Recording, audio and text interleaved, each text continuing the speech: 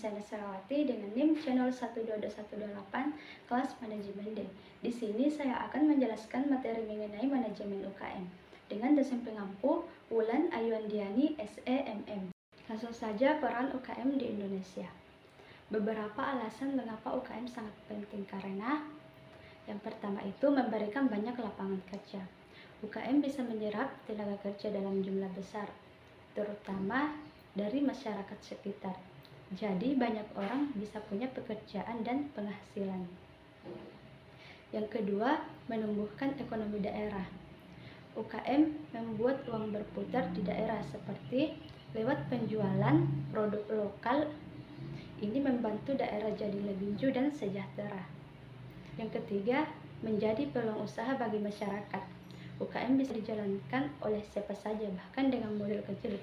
Jadi masyarakat punya kesempatan untuk berwirausaha dan mandiri.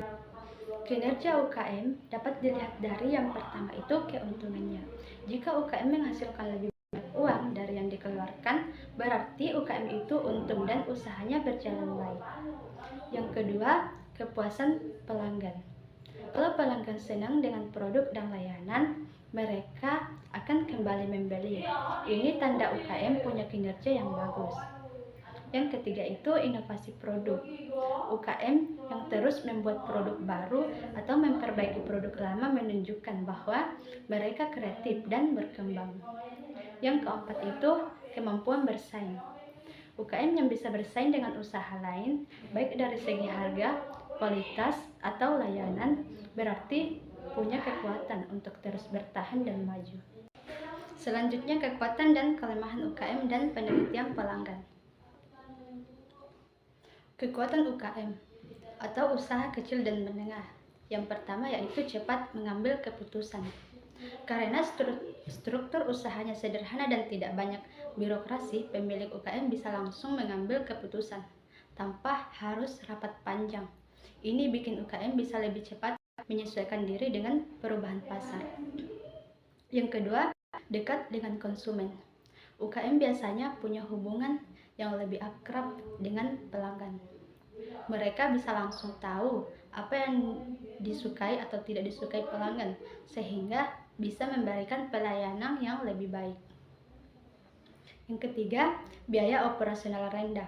Karena skala usahanya kecil, biaya yang dikeluarkan untuk menjalankan usaha juga tidak terlalu besar.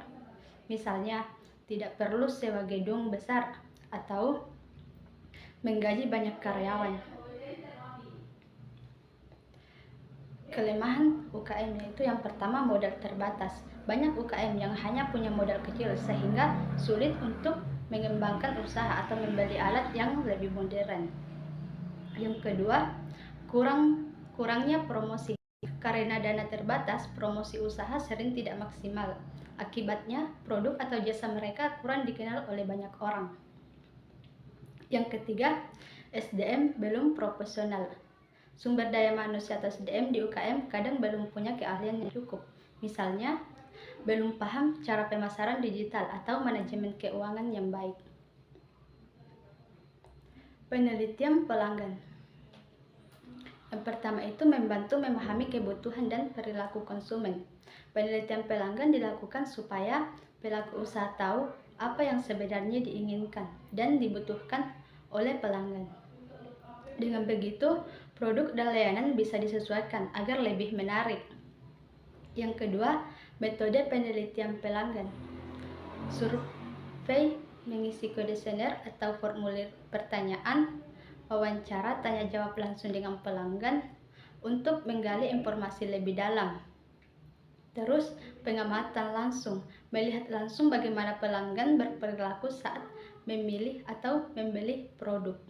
Selanjutnya, tujuan dan fokus pemasaran UKM. Tujuan pemasaran UKM yang pertama, menarik minat konsumen.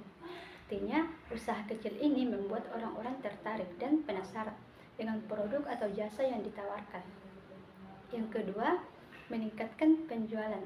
Setelah konsumen tertarik, harapannya mereka akan membeli produk, sehingga penjualan jadi lebih banyak dan usaha makin untung. Yang ketiga, membangun nama usaha. Ini maksudnya supaya usaha dikenal banyak orang dan punya reputasi yang baik. Jadi kalau orang butuh produk tertentu, mereka langsung ingat nama usaha kita. Fokus dalam pemasaran UKM. Yang pertama, menentukan target konsumen. Usaha harus tahu siapa yang cocok jadi pembeli, misalnya anak muda, ibu rumah tangga, atau pekerja kantoran. Dengan begitu, promosi jadi lebih tepat sasaran. Yang kedua, menampilkan keunikan produk dan promosi lewat media sosial. Produk harus punya ciri khas yang berbeda dari yang lain, lalu keunikan itu dipromosikan lewat media sosial seperti Instagram, Facebook, atau TikTok supaya lebih banyak orang tahu. Yang ketiga, pelayanan yang ramah. Melayani pembeli dengan sikap yang baik, sopan, dan cepat. Kalau pelanggan merasa nyaman, mereka akan balik lagi dan bisa jadi merekomendasikan usaha kita ke orang lain. Selanjutnya, perencanaan pengembangan produk dan jasa UKM. Yang pertama, mengurangi risiko gagal. Dengan perencanaan yang matang, UKM bisa tahu apa yang harus dilakukan agar produk atau jasa yang ditawarkan tidak gagal dipasarkan. Yang kedua, efisiensi sumber daya. Perencanaan membantu UKM menggunakan tenaga, waktu, dan uang dengan lebih bijak. Jadi tidak banyak yang terbuang sia-sia. Yang ketiga, menyesuaikan dengan kebutuhan pasar. Produk dan jasa yang dikembangkan bisa benar-benar sesuai dengan apa yang dibutuhkan atau diinginkan oleh pelanggan. Yang keempat, meningkatkan daya saing. UKM bisa bersaing lebih baik dengan produk lain karena produk atau jasanya lebih unggul, lebih unik, atau lebih sesuai kebutuhan konsumen. Langkah-langkah pengembangan produk dan jasa. Yang pertama, identifikasi kebutuhan pasar. Cari tahu dulu apa yang sedang dibutuhkan atau diinginkan oleh masyarakat atau target pasar. Yang kedua, pengembangan ide. Setelah tahu kebutuhannya, buat ide-ide produk atau jasa yang bisa menjawab kebutuhan tersebut. Yang ketiga, uji coba produk. Sebelum dipasarkan secara luas, produk diuji coba dulu untuk melihat apakah sudah sesuai atau masih perlu diperbaiki. Selanjutnya, pentingnya penetapan harga terbaik untuk produk atau jasa UKM. Yang pertama itu menentukan keuntungan. Harga yang kita tentukan akan mempengaruhi berapa besar keuntungan yang bisa didapatkan. Kalau harganya terlalu rendah, bisa jadi kita rugi, tapi kalau terlalu tinggi, orang jadi malas beli. Yang kedua, menyesuaikan daya beli konsumen.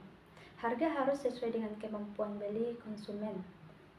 Kalau produk kita ditujukan untuk masyarakat menengah ke bawah, jangan pasang harga yang terlalu mahal. Yang ketiga, mempengaruhi citra merek.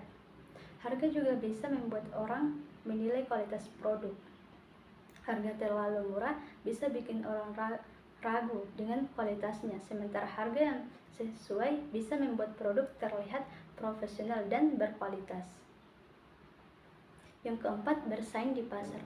Harga yang tepat bisa membantu kita bersaing dengan produk lain di pasar. Kalau produk kita mirip dengan yang lain tapi lebih mahal, orang bisa pindah ke kompetitor. Faktor-faktor yang perlu dipertimbangkan saat menentukan harga. Yang pertama, biaya produksi.